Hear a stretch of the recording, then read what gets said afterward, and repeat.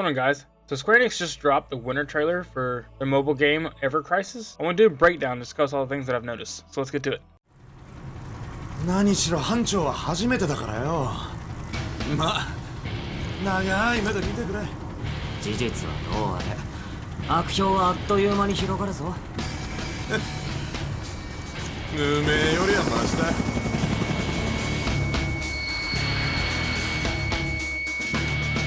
We open up with the soldiers from the Battle Royale game The First Soldier in a Shinra helicopter. Nothing too much going on here, however I did notice that there is a cut in dialogue after the leader says that it's his first time as leader, but then kind of hard cuts the guy beside him saying, like it or not, something's going to earn him a bad rep. Could be nothing, but they obviously cut something out here, and I'm kind of curious as to what it could have been.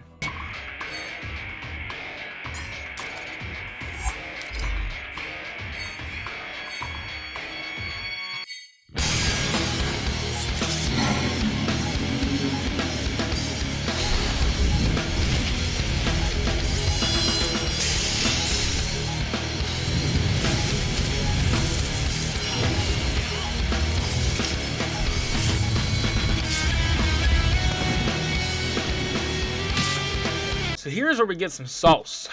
We get a look at the main menu for the game. A couple things to note here. On the left side we have a sub menu with different tabs. Main for all the stories to choose from, allies to probably look at all the party members you have to unlock, and you can customize them from there.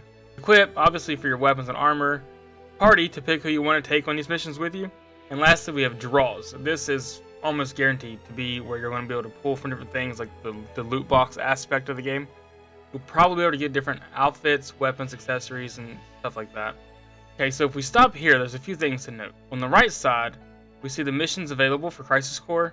With it, it shows a suggested strength. This probably means that your equipment and character level will need to be at a certain level or certain point to effectively do these missions, almost like a difficulty rating. Then it shows a bonus material that can only imagine be used to roll in the draws tab to get different gears and stuff, like the currency used for loot boxes and stuff. That's probably what that's going to be for. Let's continue with the video.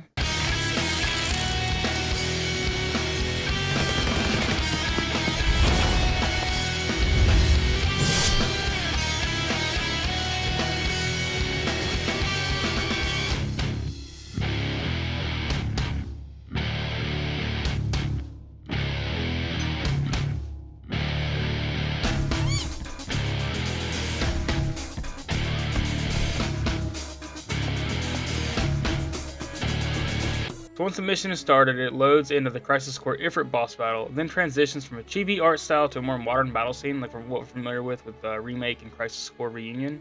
You have your traditional ATB bars and attacks that use ATB. The right side, you have an auto manual battle option, so you just want to let it go on its own, click auto. You have a speed adjustment for the battle, so you can make it go quicker or keep it regular, and then you have your attack button. So here there's nothing serious to note, except I noticed that the Chocobo Ranch scene here, it shows a person named Chloe or Cole, not sure which one that would be, but it says that you can trade medals in for different Chocobos. I'm not sure what these are used for, maybe just get different Chocobos in this scene, or maybe you can take the Chocobos out and use them in other missions and stuff. I'm not really sure. Then we get a bit of in-game traveling with Aerith wearing a fancy white dress, probably from the cash shop, in a Mako reactor as the party lead with her being, the playable character. She's probably leading the party here.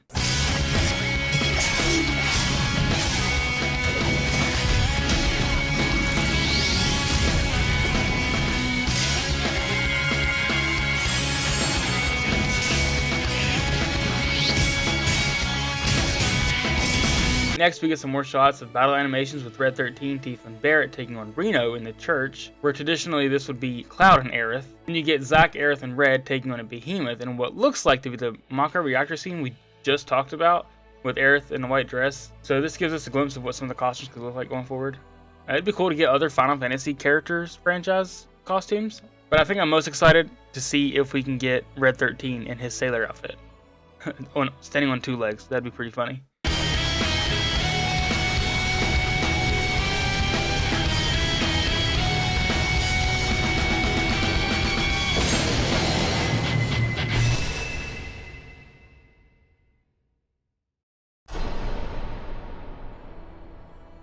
And finally, it ends with young Sephiroth in a burning town or forest. I'm not really sure. Classic. The man is very good at burning things down.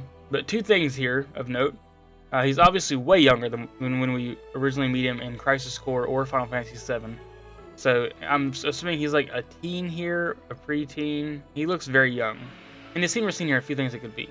I think it could be him either Sephiroth hallucinating as he's being tested on by Hojo and stuff. He's like seeing like a glimpse of the future of Nibelheim, but like in a forest. I don't know, something like that.